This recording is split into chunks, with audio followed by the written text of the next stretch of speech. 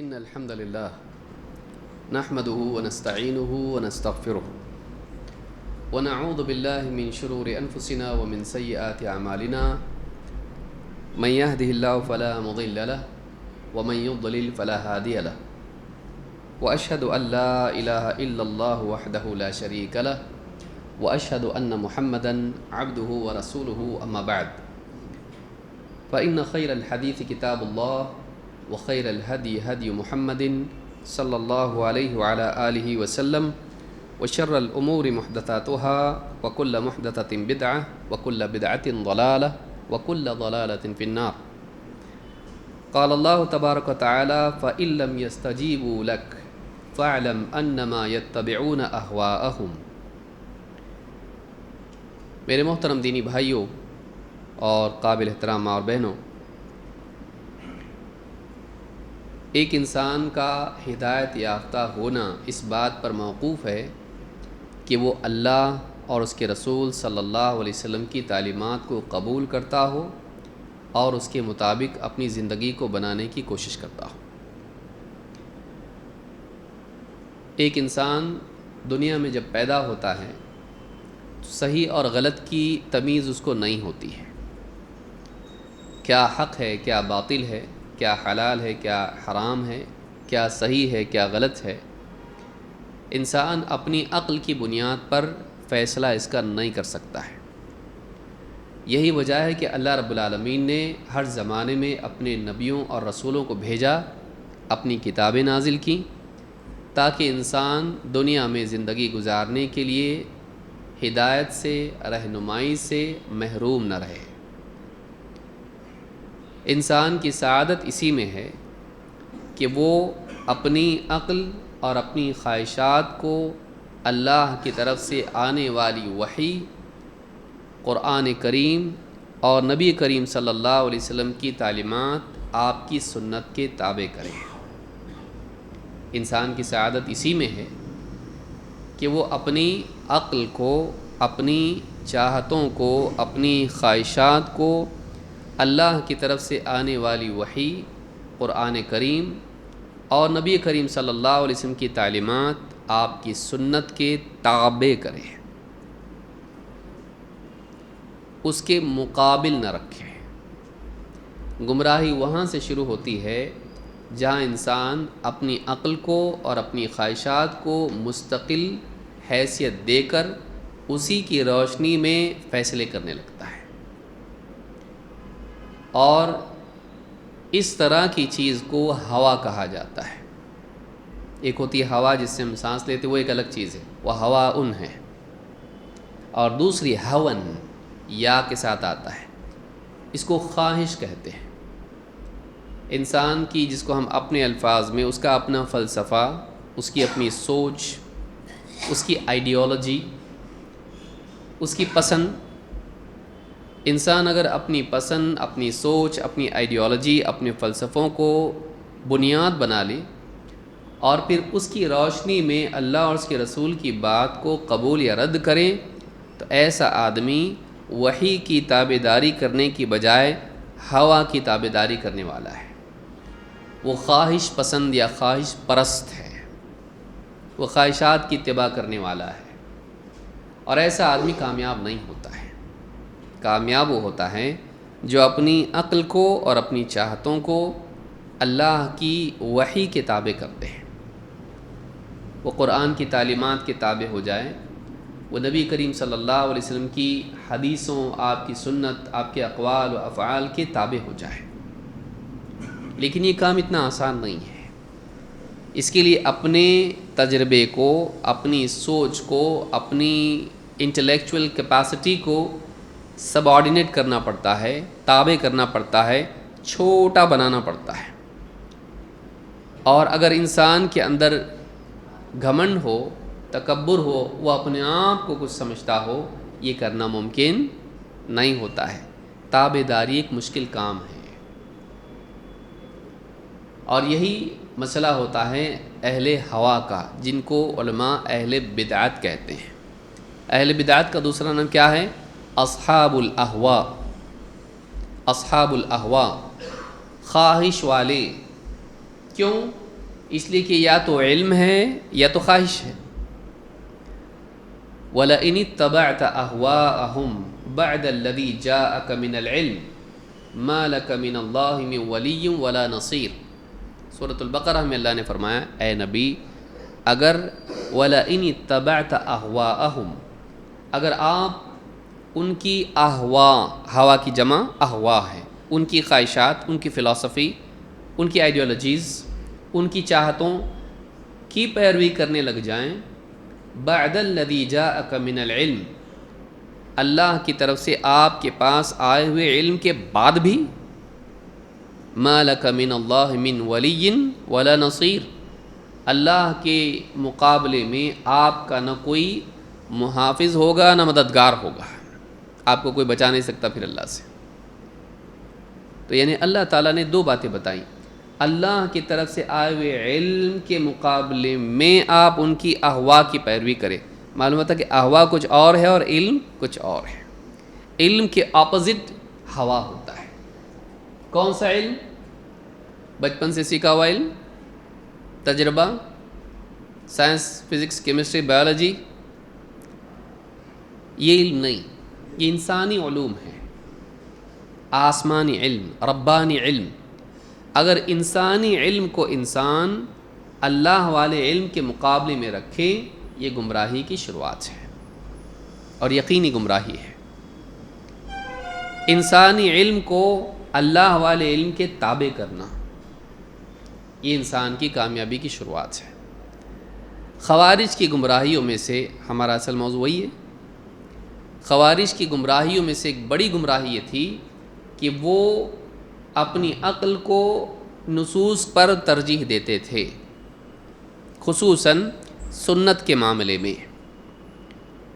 وہ اللہ کے نبی صلی اللہ علیہ وسلم کی حدیثوں کو ظاہر قرآن کے مقابلے میں ریجیکٹ کر دیتے تھے. قرآن میں کوئی بات آ گئی، حدیث میں اس کی قید ہوتی ہے، وہ اس قید کو نہیں مانتے تھے. قرآن میں کوئی حکم ہے، اس کی ضمنی ڈیٹیلز حدیث میں ہوتی ہیں. بھئی قرآن میں اللہ نے کیا فرمایا کہ اللہ تعالیٰ نے ہر جاندار کو پانی سے پیدا کیا ہے.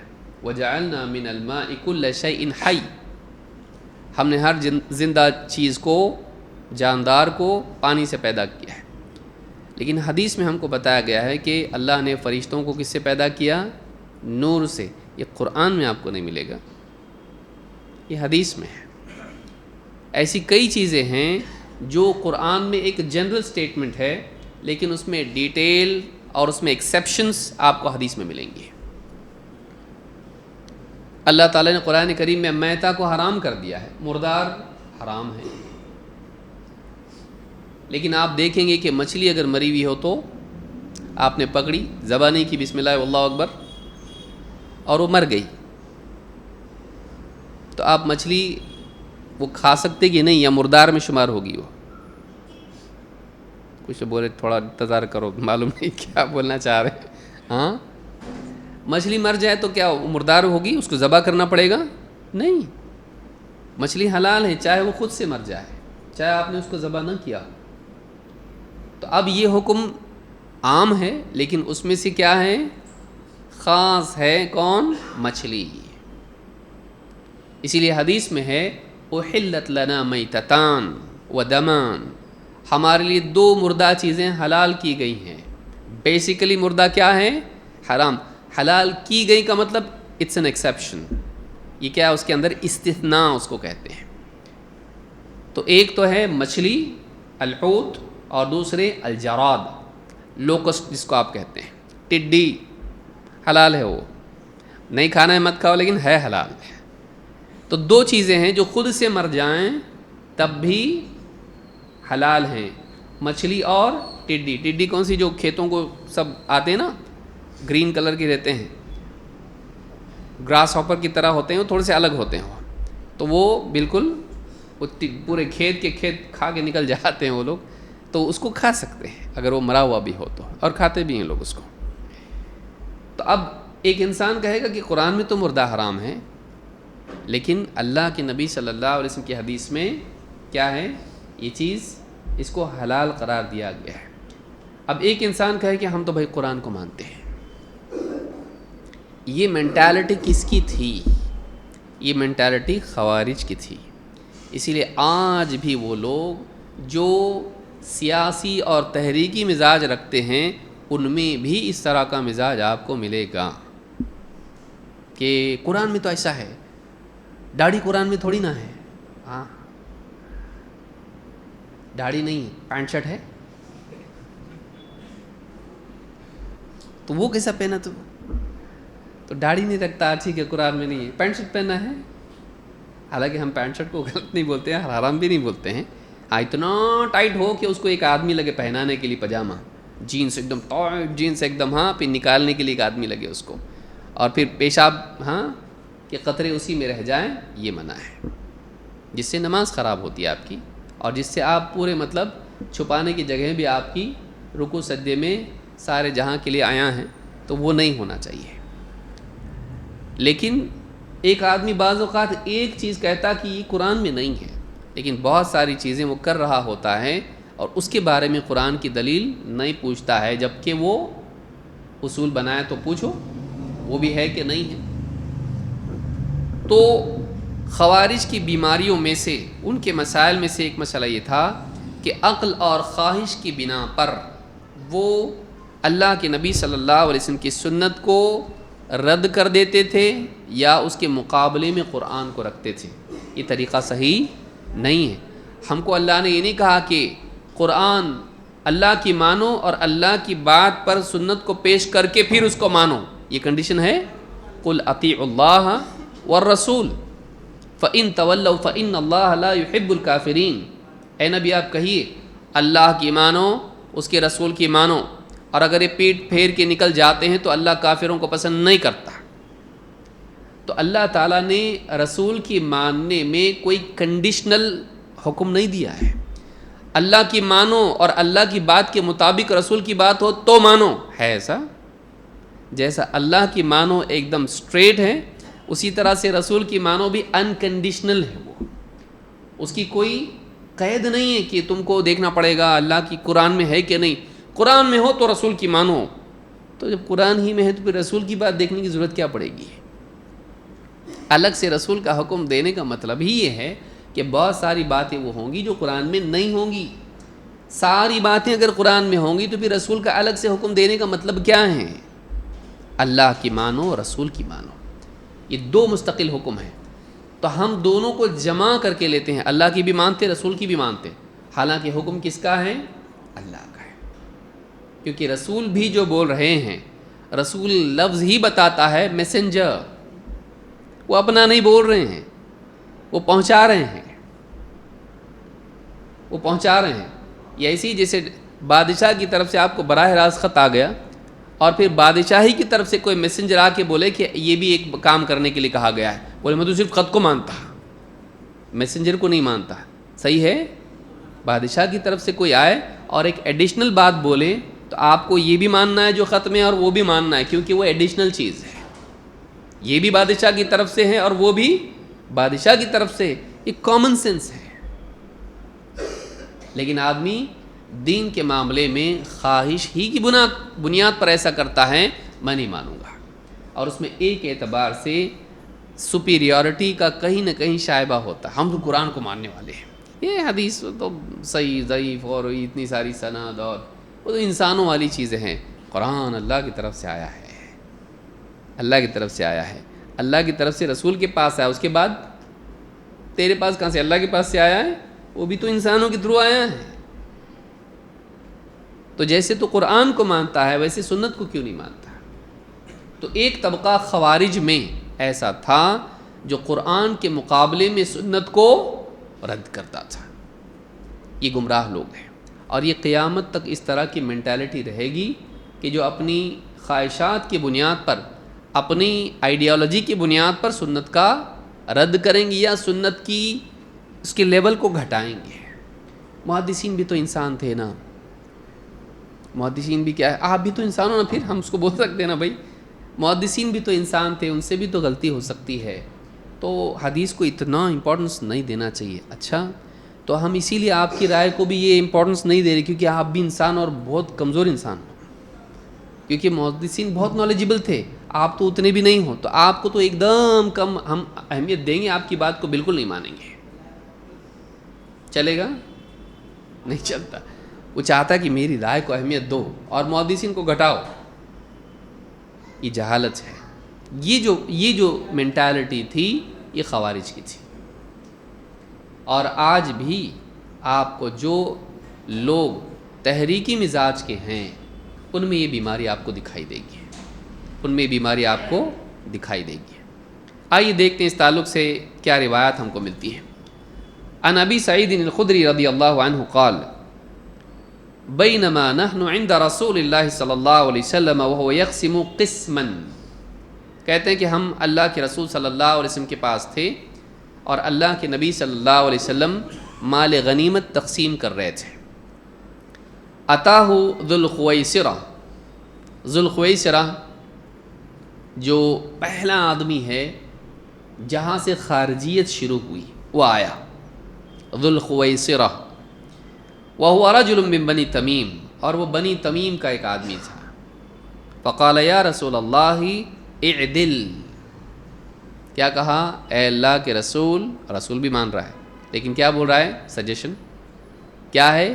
اور وہ سجیشن نہیں، وہ ایلیگیشن ہے۔ انصاف کیجئے، عدل کیجئے۔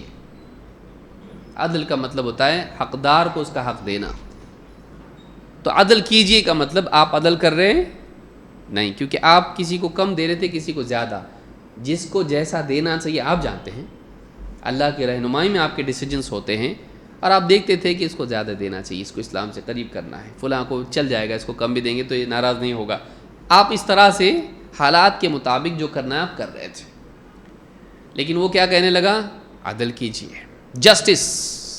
ہاں، یہ جسٹس والے ہوتے ہیں ہمیشہ، جسٹس ہونا چاہیے، سماج میں انصاف نہیں ہے، بادشاہ انصاف نہیں کر رہا ہے، ظلم کر رہا ہے، عدل کرنا چاہیے اس نے، جسٹس کے متوالے یہ کھڑے ہو جاتے ہیں۔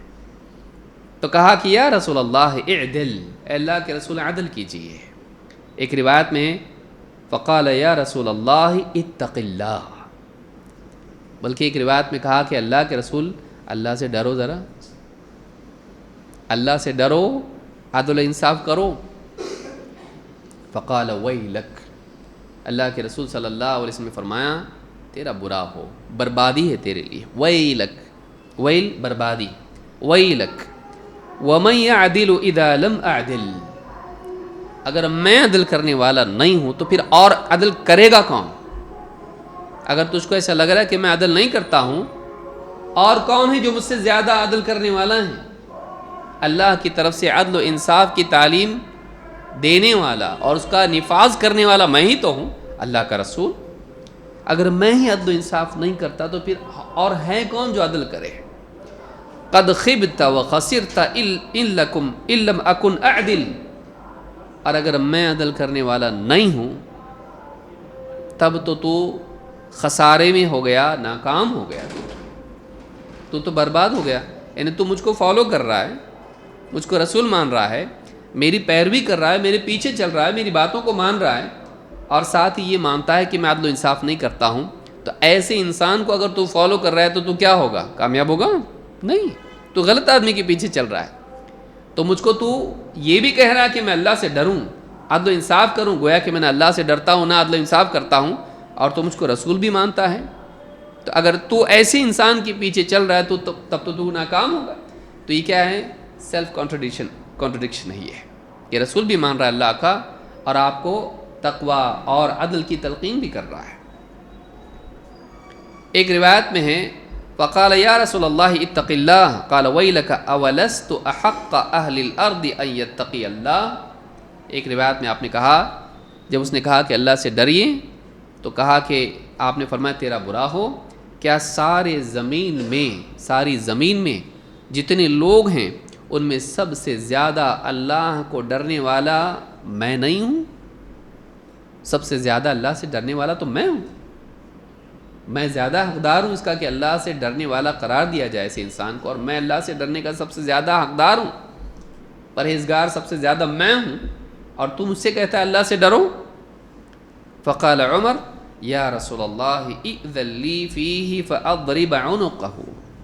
حضرت عمر نے کہا اللہ کے رسول اجازت دیجئے میں اس کی گردن اڑا دیتا ہوں، میں اس کی گردن اڑا دیتا ہوں. فقال دعہ، آپ نے کہا چھوڑو اس کو، چھوڑ دو اس کو. خود اڑا نہیں دی گردن، لیکن کیا کہا مجھے اجازت دیجیے. اپنے دل سے کچھ بھی کر سکتے، حاکم کی اجازت ہونا چاہیے. کہا اجازت دیجیے کہ میں اس کی گردن اڑا دوں. کہا نہیں چھوڑ دو اس کو. اس حدیث کو امام البخاری اور مسلم دونوں نے روایت کیا ہے. صحیح بخاری حدیث نمبر 3610 اور صحیح مسلم حدیث نمبر 1064. الفاظ بخاری کے ہیں.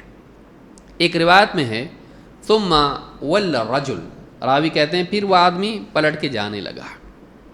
قال خالد بن الولید، حضرت خالد بن ولید بھی وہاں پہ تھے.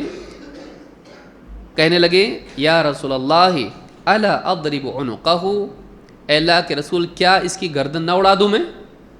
قال لا لعلہ ان یکون یصلی، کہ نہیں شاید کہ نماز پڑھتا ہے، ہو سکتا ہے نمازی ہو. فقال خالد وکم من مصل یقول بلسانہ ما لیس فی قلبہ، کہ اللہ کے رسول کتنے سارے نمازی ہوتے ہیں زبان سے ایسی بات کرتے ہیں جو دل میں نہیں ہوتا ہے، یعنی اقرار ایمان کا ہے لیکن دل میں ایمان نہیں ہوگا. ایسے کتنے سارے نمازی ہوتے ہیں. فویل للمصلین، کتنے لوگ ایسے ہیں اذا قاموا الى الصلاة قاموا کسالى یراؤون الناس ولا یذکرون اللہ الا قلیلا. نماز پڑھ رہے ہیں لیکن دل میں اللہ کی یاد نہیں ہے، بلکہ ایمان ہی نہیں ہے. منافقین، تو ان کا کہنا تھا کہ یہ منافق ہوگا جو دل میں آپ کے لیے کفر چھپائے ہوئے ہو اور زبان سے ایمان کی بات کر رہا ہو، کیونکہ ایسا منافق ہی کر سکتا ہے کہ آپ کو کیا کریں، آپ پر اتہام کرے کہ آپ اللہ سے نہیں ڈرتے اور آپ عدل نہیں کرتے.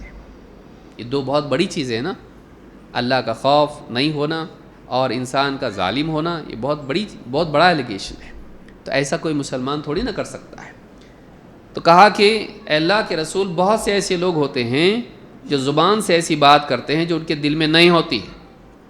قال رسول اللہ صلی اللہ علیہ وسلم انی لم اومر ان انقب عن قلوب الناس ولا اشق بطونہم، مجھے اس بات کا حکم نہیں دیا گیا ہے کہ میں لوگوں کے سینے چیر کے، یعنی لوگوں کے سینوں میں جھانک کے دیکھوں یا ان کے سینے پھاڑ کے دیکھوں کہ ایمان ہے یا نہیں ہے. اور آپ نے اس کو جانے دیا. اس کو بھی امام البخاری مسلم نے روایت کیا. صحیح بخاری حدیث نمبر 4351 اور صحیح مسلم حدیث نمبر 1064 اسی روایت میں ہی ہے. ان دو روایتوں سے معلوم ہوتا ہے کہ اس آدمی نے کیا کیا، کیونکہ بعد میں آپ نے فرمایا کہ اسی کی اولاد میں سے ایسے لوگ نکلیں گے، اسی کی نسل سے ایسے لوگ نکلیں گے جو دین سے ایسے نکل جائیں گے جیسے تیر شکار کے پار ہو جاتا ہے. یعنی اسی سے خوارج کی شروعات ہوگی. اور علماء نے کہا کہ یہ پہلا آدمی تھا جہاں سے خارجیت کی شروعات ہوئی. تو کیا کیا اس نے نبی کے فیصلے پر اپنے فیصلے کو ترجیح دی، اپنی سوچ سے طے کیا انصاف اس کو کہتے ہیں، اور یہ کام نبی نہیں کر رہے ہیں تو یہ انصاف نہیں ہے. اس کے حساب سے آپ غلط ہیں، اس کے حساب سے، میرے حساب سے یہ حدیث صحیح نہیں ہے. یہ جو مینٹالٹی ہے میرے حساب سے، نہ حدیث کا علم، نہ سند کا پتہ، نہ اصول حدیث سے واقفیت، نہ رجال کی کچھ پہچان، نہ جرح و تعدیل کے اصول سے آگاہی، کچھ معلوم نہیں. لیکن یار میرے کو حدیث صحیح نہیں لگتی ہے. تو کون ہے؟ تو ہے کون؟ میرے کو تو سر سے پاؤں تک صحیح نہیں لگتا ہے. کتنا برا لگتا ہے. تیری بات بالکل بکواس لگتی ہے، بولے تو کتنا خراب لگے گا اس کو. لیکن نبی کی بات تیرے کو صحیح نہیں لگ رہی، اس میں تیرے کو شرم محسوس نہیں ہو رہی. اور دوسرا اگر تجھ کو غلط بول دے تو تجھ کو برا لگتا ہے. اتنے محدثین، اتنی محنت، یاد کرنے والے، لکھنے والے، نسل در نسل پڑھاتے آئے لوگ، ایک سے دوسرے میں منتقل ہوتے ہوتے آئی، سند چیک کیے، سب کچھ چیک کیے، راویوں کے حالات چیک کیے، سب کچھ اسماء و رجال کے اصولوں کے اعتبار سے سب دیکھ کے علماء نے کہا صحیح صحیح صحیح صحیح صحیح صحیح بخاری میں. اور تو آگے کیا بول رہا ہے؟ یہ حدیث سمجھ میں نہیں آتی ہے مجھ کو. تو عقل بڑا اپنی بھائی، تیری سمجھ میں نہیں آتی کا مطلب حدیث میں پرابلم ہے. بولنے کا مطلب کیا ہے؟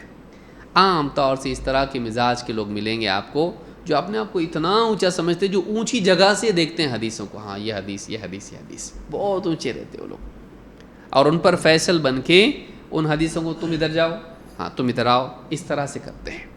حدیثوں کو ریجیکٹ اور ایکسیپٹ کرنے میں ان کا پیمانہ کیا ہے؟ ان کا پیمانہ علمی اصول نہیں ہے، ان کا پیمانہ کیا ہے؟ درایت کے ایک بہت پیارے لفظ کے نیچے عقل پرستی چھپا ہوا ہے۔ یہ حدیث سند کے حساب سے تو ٹھیک ہے، لیکن درایت کے حساب سے ٹھیک نہیں ہے۔ درایت کی درانتی کون سی ہے آپ کی؟ درایت کا لفظ آپ بول رہے ہو، لیکن درایت کا مطلب واقعی درایت نہیں ہے، درایت کا مطلب ہے آپ کی عقل پرستی، آپ کی عقل کی روشنی میں وہ صحیح نہیں ہے۔ تو نبی کریم صلی اللہ علیہ وسلم کے فیصلے کو اپنی عقل کی بنیاد پر اس نے غلط قرار دیا۔ یہ گمراہی ہے کہ انسان نبی کریم صلی اللہ علیہ وسلم کے فیصلے کے مقابلے میں اپنی عقل کو رکھے، یہ گمراہی ہے۔ آئیے دیکھتے ہیں اس بارے میں اہل علم کیا کہتے ہیں۔ ابن تیمیہ رحمۃ اللہ علیہ فرماتے ہیں اس حدیث پر تعلیق کرتے ہوئے، کمنٹ کرتے ہوئے، فَكَانَ مَبْدَأُ الْبِدْعِ هُوَ الطَّعْنُ فِي السُّنَّةِ بِالظَّنِّ وَالْهَوَىٰ، کہتے ہیں کہ بدعات کی شروعات، کانا مبدأ البدع هو الطعن فی السنت، سنت میں طعن کرنا، سنت کو مجروح قرار دینا، سنت کو زخم پہنچانا جس کو آپ کہیں، یا اس میں اعتراض کرنا، بالظن والہوى، محض گمان کی بنیاد پر، خواہش کی بنیاد پر سنت میں طعن کرنا، یہ کیا ہے؟ یہ شروعات تھی بدعات کی۔ بدعات شروع یہاں سے ہوتی۔ پہلا فرقہ، پہلا گمراہ انسان جو حدیث کے مقابلے میں بولنے والا کون تھا؟ ذوالخویسرہ۔ تو اس کی غلطی کیا تھی؟ اپنے گمان اور اپنی خواہش کی بنیاد پر اس نے کس میں طعن کیا؟ نبی کریم صلی اللہ علیہ وسلم کی سنت میں، یعنی آپ کے فیصلے میں۔ سنت کیا ہے؟ نبی کریم صلی اللہ علیہ وسلم کا قول یا آپ کا عمل، آپ کا فیصلہ۔ اور کہتے ہیں کما طعن ابلیس فی امر ربہ برأیہ وہواہ، ویسے ہی جیسے ابلیس نے اپنی رائے اور اپنی خواہش کی بنیاد پر اللہ تعالیٰ کے فیصلے میں طعن کیا، اعتراض کیا، اس کو غلط بتایا۔ یعنی اللہ نے حکم دیا سجدہ کرو آدم کو، کہ نہیں، انا خیر منہ، میں اس سے بہتر ہوں، کا مطلب یہ فیصلہ غلط ہے، ایسا نہیں ہونا چاہیے، مجھے اس کو سجدہ کرنے کا حکم نہیں دینا چاہیے، کیونکہ میں سے کیا ہوں؟ بہتر ہوں، انا خیر منہ۔ کیوں ایسا؟ اس کا بھی لاجک ہے، اس کے پیچھے ایک میننگ ہے، اس کے ریزن، اس کے پیچھے علت ہے۔ اس میں کیا علت ہے؟ خلقتنی من نار وخلقتہ من طین، تو نے مجھ کو آگ سے پیدا کیا اور اس کو مٹی سے۔ تو کریشن جس چیز سے ہوئی ہے اس کی رائے میں آگ بہتر تھی مٹی سے، اس اعتبار سے آگ سے بنی ہوئی مخلوق افضل تھی مٹی کی بنی ہوئی مخلوق سے، لہٰذا اس کے حساب سے اس کو حکم نہیں دینا چاہیے تھا کہ وہ مٹی والی مخلوق کو سجدہ کرے۔ تو یہ کیا ہے؟ اس کی اپنی رائے ہے، جبکہ تفضیل کا قاعدہ یہ ہے کہ اللہ جس کو چاہے فضیلت دے۔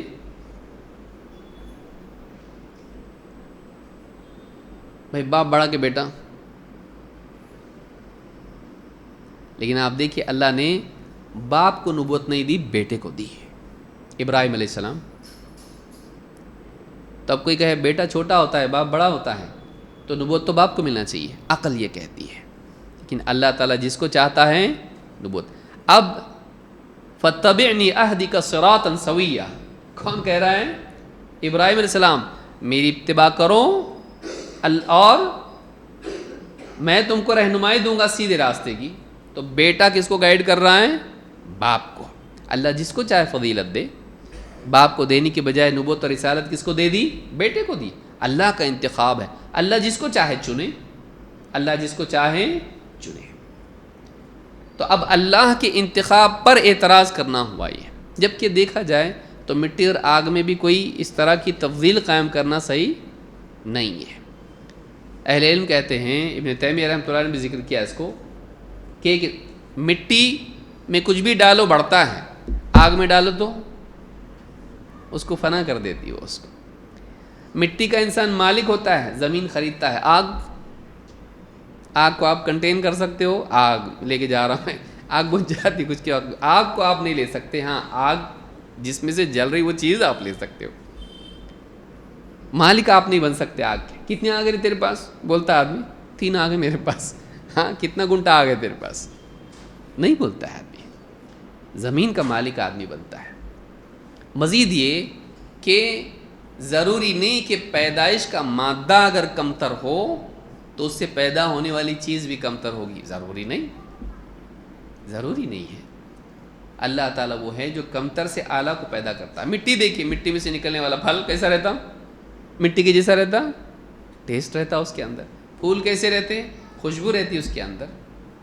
مٹی سے کتنی ساری چیزیں نکلتی ہیں جو مٹی سے بہتر ہوتی ہیں، اس سے بڑھ کے ہوتی ہیں.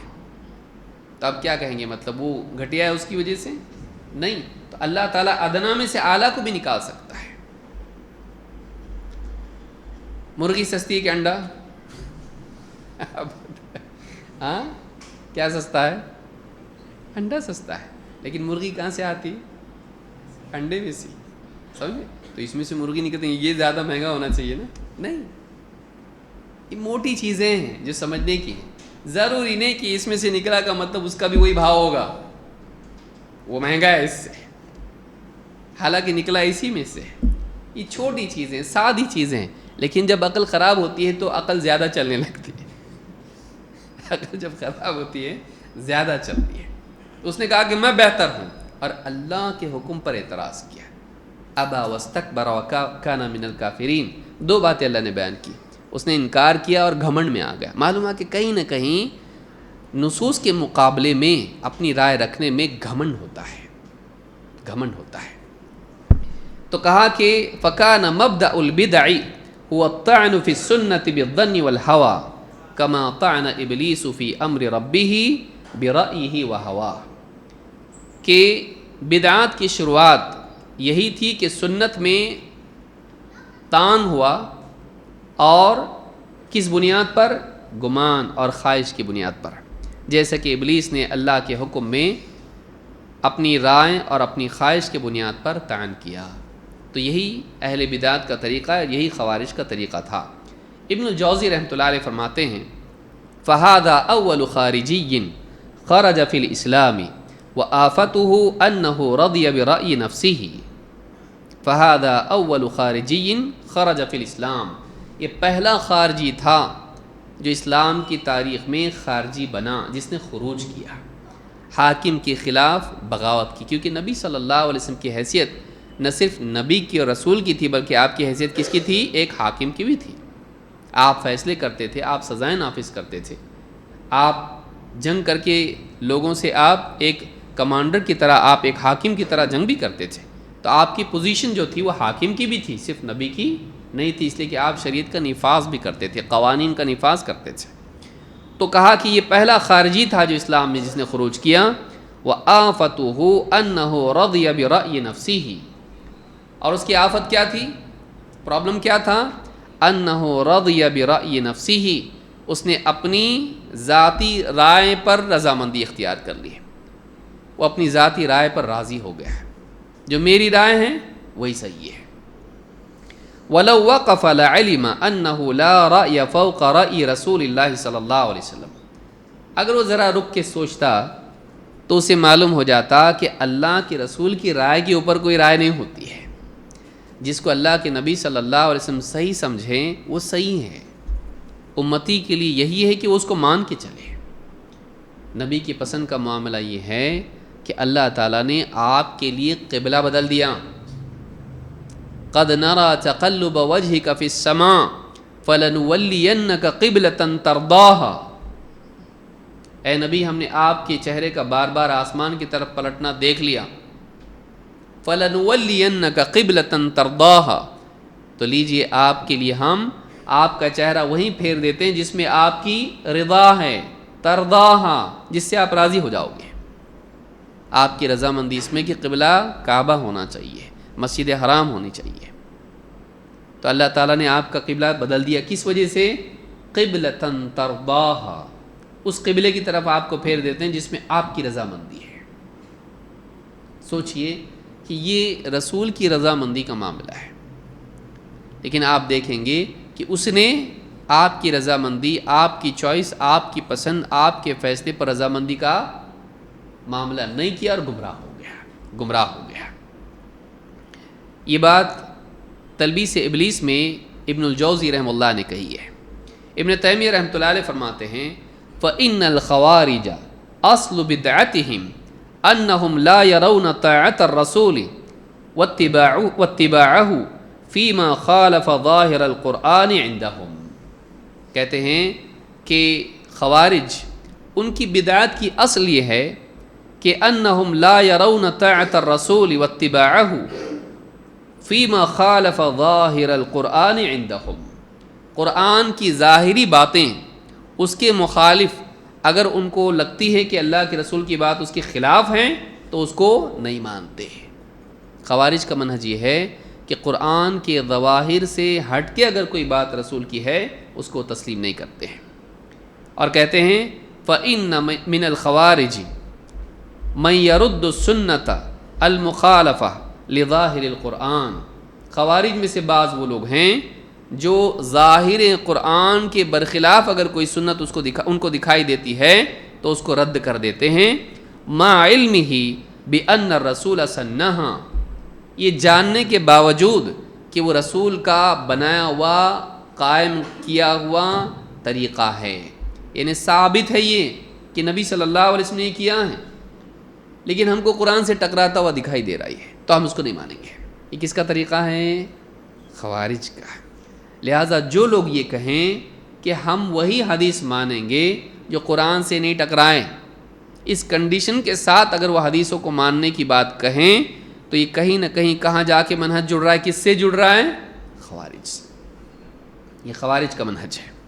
مجموع الفتاویٰ میں جلد نمبر 22 صفحہ نمبر 90 میں انہوں نے یہ بات کہی ہے. اس کی ایک مثال بھی ہے. معاذہ کہتی ہیں سألت عائشہ فقلت ما بال الحائض تقضی الصوم ولا تقضی الصلاة. انہوں نے کہا کہ حضرت عائشہ سے پوچھا کہ یہ کیا بات ہے کہ ایک حائضہ روزوں کی قضا تو کرتی ہے لیکن نمازوں کی قضا نہیں کرتی. یعنی حیض کی حالت میں حائضہ کے لیے روزے بھی چھوڑنا ہے اور نماز بھی چھوڑنا ہے، لیکن جب وہ پاک ہو جاتی ہے تو پاک ہونے کے بعد وہ روزوں کی قضا تو کرتی ہے رمضان کے بعد، لیکن نمازوں کی قضا نہیں کرتی ہے. کیوں ایسا؟ حضرت عائشہ کو ان کی بات میں اعتراض یا شک کی بو محسوس ہوئی. فوراً کیا پوچھا؟ احروریۃ انتی؟ تو حروریہ ہے کیا؟ حروری کون؟ خوارج کا ایک نام ہم دیکھ چکے ہیں شروع میں. ان کو کیا کہا جاتا ہے؟ اہل حرورا یا حروری. حرورا کے مقام پر ان کے جمع ہونے کی وجہ سے ان کا ایک جگہ تھی جہاں وہ جمع ہوئے تھے، حرورا. تو کہا کہ تو حروریہ ہے کیا؟ قلت لست بحروریۃ ولکنی اسأل. میں حروریہ نہیں، بس میں تو پوچھ رہی ہوں، میں تو بس معلوم کرنا چاہتی ہوں ایسا کیوں، اس میں علت کیا ہے، اس کا ریزن کیا ہے. اس میں ایک بات اس سوچنے کی ہے، اہل علم فوراً کچھ علامات دکھائی دیتی ہیں تو فوراً پکڑ لیتے ہیں یہ کہاں سے آ رہا. کیونکہ بعض اوقات کہیں سے آدمی سنتا یا وہاں سے یوٹیوب پہ، فیس بک پہ سبسکرائب کیجئے، بیل آئیکن دبائیے اور لائک بھی کیجئے، سن کے آتا ہے یہاں پہ وہ ایسا کیوں اسلام میں. اب عالم کو معلوم ہوتا ہے کہ یہ کون سی گٹر سے بات آ رہی ہے، یہ کہاں گرا تھا، یہ بدبو وہیں کی ہے. وہ برابر پکڑتا اس کو. فلاں کو سنتا کیا تو؟ نہیں میں ایسے ہی پوچھ رہا ہوں میں، تو یہ بدبو وہیں سے آ رہی ہے، یہ فلاں کتاب میں سے آ رہی ہے، فلاں کی تقریر میں سے آ رہی ہے، فلاں چینل کا ڈیٹا ہے. یہ فوراً اس کو سمجھ میں آتا ہے. اس کو تم کو کیسے معلوم پڑا؟ عالم کو معلوم ہوتا ہے کہ یہ آ رہا کہاں سے ہے.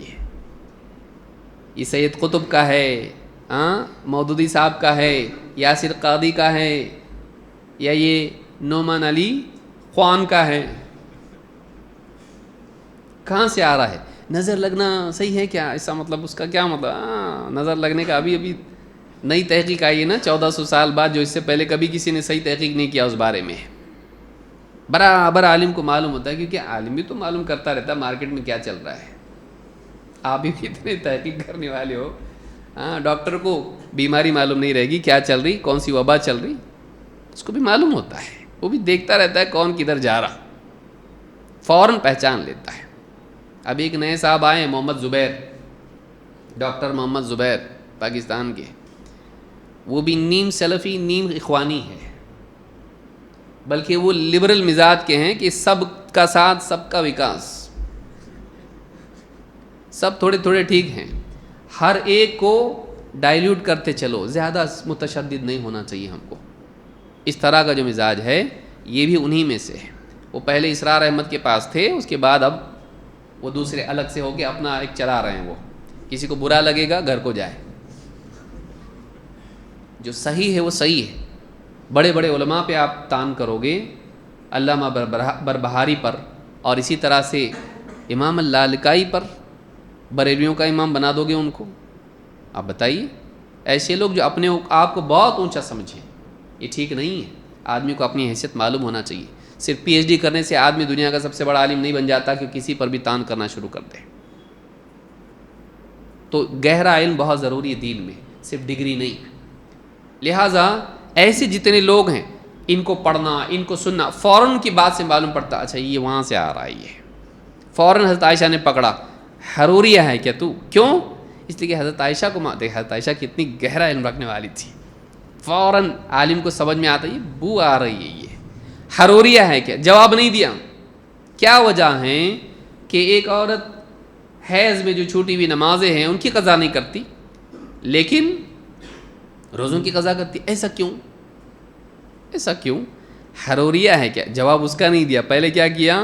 کوشچن، کہاں سے آ رہا ہے ڈیٹا تمہارا؟ حروریہ ہے کیا تو؟ اچھا، وہ خاتون بھی دیکھیے اس کو حیض کے مسئلے کی اتنی ڈیٹیل معلوم نہیں، لیکن یہ معلوم ہے کہ حروریہ کون ہے. فوراً کیا کہا؟ میں حروریہ نہیں ہوں. اس سے معلوم ہوتا ہے، شیخ محمد رمضان الحاجری انہوں نے کہا کہ دیکھو اس عورت کو کہ وہ ایک حیض کا مسئلہ پوچھ رہی ہے حضرت عائشہ سے، اس کی اتنی ڈیٹیل معلوم نہیں، لیکن گمراہ فرقے کون ہے اس کو معلوم ہے. سمجھ میں آ رہی بات؟ اس نے فوراً کیا کہا؟ میں حروریہ نہیں ہوں. یعنی اس کو وہ پوچھی نہیں حروریہ کون رہتے، یہ نہیں بولی اس نے. اس کو معلوم ہے حروریہ کون ہے. معلوم یہ ہے کہ اگر آپ کو دین پر چلنا ہے تو آپ کو معلوم ہونا چاہیے کہ کون لوگ گمراہ ہیں، ان سے بچنا آپ کو معلوم ہونا چاہیے. بھلے دین کے کچھ معاملات آپ کو نہ بھی معلوم ہوں، لیکن اگر آپ کو گمراہ لوگ معلوم نہیں ہوں گے آپ ان کے پیچھے جانے والے بن جاؤ گے. سمجھ میں آ رہی بات؟ کہا میں حروریہ نہیں ہوں. اس کو بھی معلوم ہے کہ حروریہ کون ہوتے ہیں. کہا بالکل نہیں، میں حروریہ نہیں ہوں. لیکن پھر کیوں پوچھ رہی سوال؟ وَلَكِنِّي أَسْأَلُ just for the sake of information.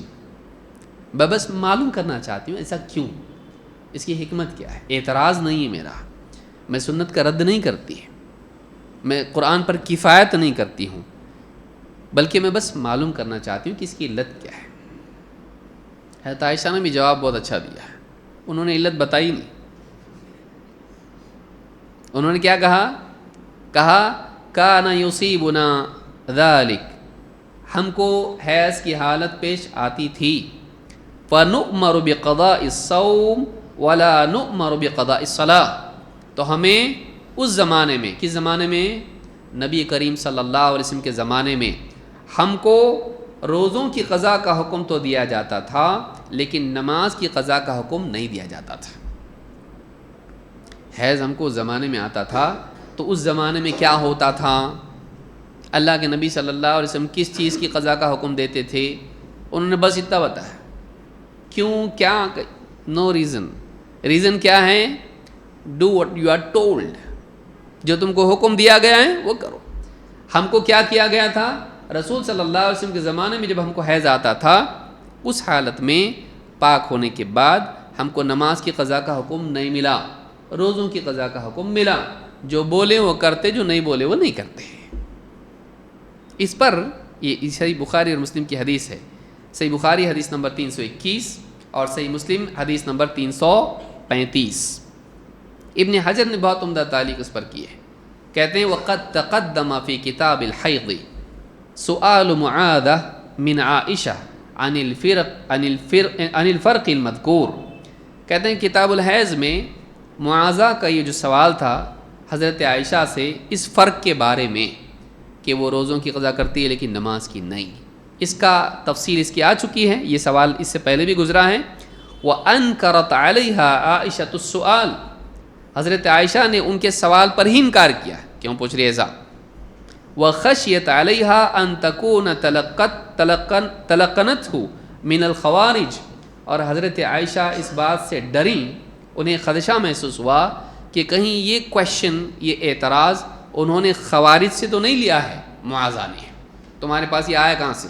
خوارج سے تو نہیں آیا۔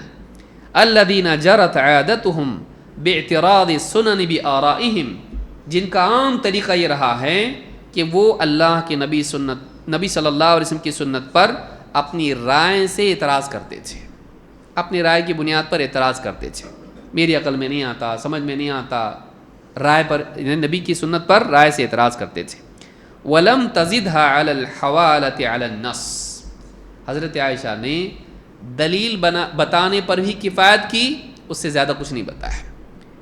وَكَأَنَّهَا قَالَتْ لَهَا دَعِ السُّؤَالَ عَنِ الْعِلَّةِ إِلَى مَا هُوَ أَهَمُّ مِن مَعْرِفَتِهَا، گویا کہ حضرت عائشہ نے حضرت معاذہ سے کہا کہ اس کی وجہ کو چھوڑ دو، اس سے اہم بات ہے وہ بتاتی ہوں، وہ کیا ہے؟ وَهُوَ الْإِنْقِيَادُ إِلَى الشَّارِعِ، شریعت دینے والے کی بات کے پابند اور تابع ہو جانا، بس یہ تمہارے لیے اتنا کافی ہے۔ بھائی ڈاکٹر جو دوا دیا 2 دن برابر صبح دوپہر شام کھاؤ، بس یہ علاج، یہی نیلی گولی کیوں ڈاکٹر صاحب؟ جو بولا وہ کرو، دوپہر صبح دوپہر شام، تم میری مانو تم کو فائدہ ہوگا۔ یہ جاننے کی ضرورت نہیں کہ پیٹ میں جا کے کیا ہوتا ہے، ضرورت ہے نہیں، مجھے معلوم نہیں ہوگا تو فائدہ کیسا ہوگا؟ ہوتا، کھا لی، نہیں کھائیں گا تو نہیں ہوگا۔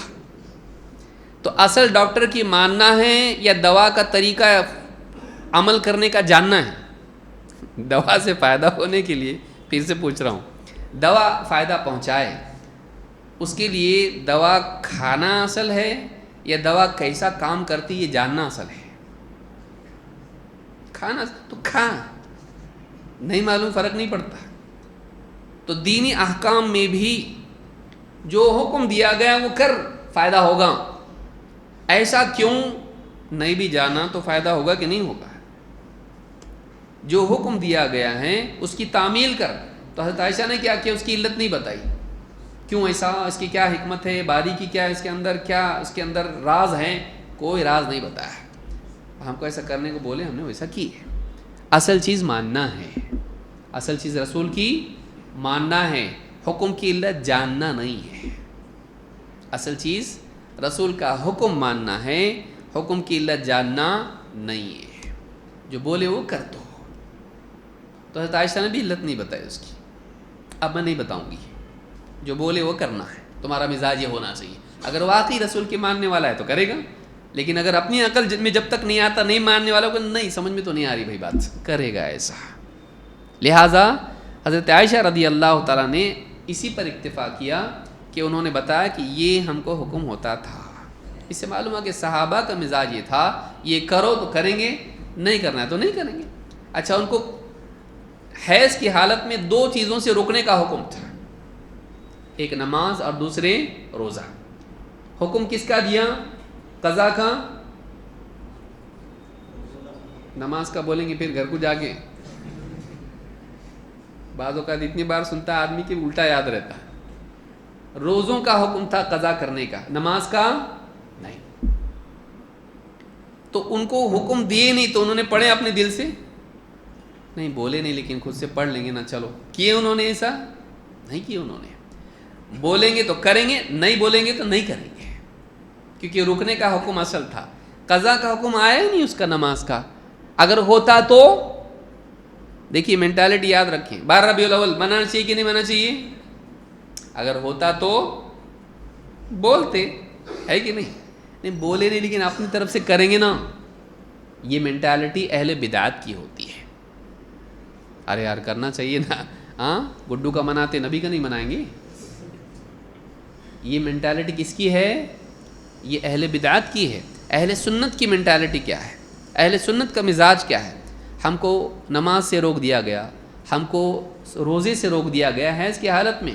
اب پاک ہو گئے تو پھر اس کی قضا ہے کہ نہیں؟ ہم کو روزوں کا حکم دے دیا گیا, اس کی قضا کرو, لیکن ہم کو نماز کی قضا کا حکم دیے نہیں. جب حکم نہیں دیا کا مطلب ہم قضا کریں گے نہیں. تو جو کرنے کا حکم دیا گیا اور جس سے سکوت اختیار کیا گیا اس کے بارے میں ہمارے لیے نیا حکم نہیں آیا. اس کے لیے بھی الگ سے حکم چاہیے. نہیں ہے ایسا حکم کوئی, تو ہم نہیں کریں گے اس کو. یہ طریقہ کار ہے, سوچ جو ہے اہل سنت کی یہ ہے. جب تک بولا نہیں جائے گا کریں گے کہ نہیں؟ بولیں گے تو کریں گے نا. من عمل عملا لیس علیہ امرنا فہو رد. جو ایسا کام کرے جس کے کرنے کا ہم نے حکم نہیں دیا, وہ کیا ہو جائے گا؟ رد ہو جائے گا. نبوی حکم ہونا چاہیے اس کے لیے. تو یہ طریقہ کار ہے صحابہ کا, سلف کا سوچنے کا کہ جب تک کہ حکم نہیں ہوگا ہم نہیں کریں گے اس کو. تو میں سمجھتا ہوں آج کے لیے اتنا کافی ہے. اور یہ اصول یاد رکھیں کہ یہ سنت کے مقابلے میں عقل کو رکھنا یا عقل کی بنیاد پر سنت کو پرکھنا یہ خوارج کا طریقہ ہے. اور آج بھی آپ کو بہت سارے تحریکی مزاج کے جو لوگ ہیں, ایون مولانا مودودی وغیرہ کی کتابوں میں بھی آپ کو ملے گا, اور آج بھی ان کو فالو کرنے والوں میں یہ مینٹالٹی آپ کو ملے گی. جتنے پروفیسر آپ کو ملیں گے نا ان میں یہ حدیث تو سمجھ میں نہیں آتی ہے, مطلب ایسا کیسا, اس سے یہ سمجھ میں نہیں آتا ہے. تو اپنی عقل کی بنیاد پر وہ اچھی اچھی حدیثوں کو کیا کر دیں گے؟ رد کر دیں گے. تو یہ وہی مزاج ہے, اپنے آپ کو اونچا سمجھنا, اپنی عقل کو بہت بڑا سمجھنا. عجیب بات یہ ہے کہ آدمی ڈاکٹر کو مشورہ نہیں دیتا, انجینئر کو مشورہ نہیں دیتا, لیکن علماء کو برابر دیتا. گویا کہ علماء کی فیلڈ میں کوئی بھی بول سکتا, دین کی فیلڈ میں کوئی بھی بول سکتا, لیکن دنیا کی فیلڈ میں وہ سوچتا کہ بھائی یہاں ایکسپرٹ لگتا, ڈاکٹر کے میدان میں ایکسپرٹ لگتا, ہاں انجینئرنگ کے میدان میں ایکسپرٹ لگتا ہے. اسکول کا ٹیچر ہوگا نرسری کا, اس کو بھی مشورہ نہیں دیتا.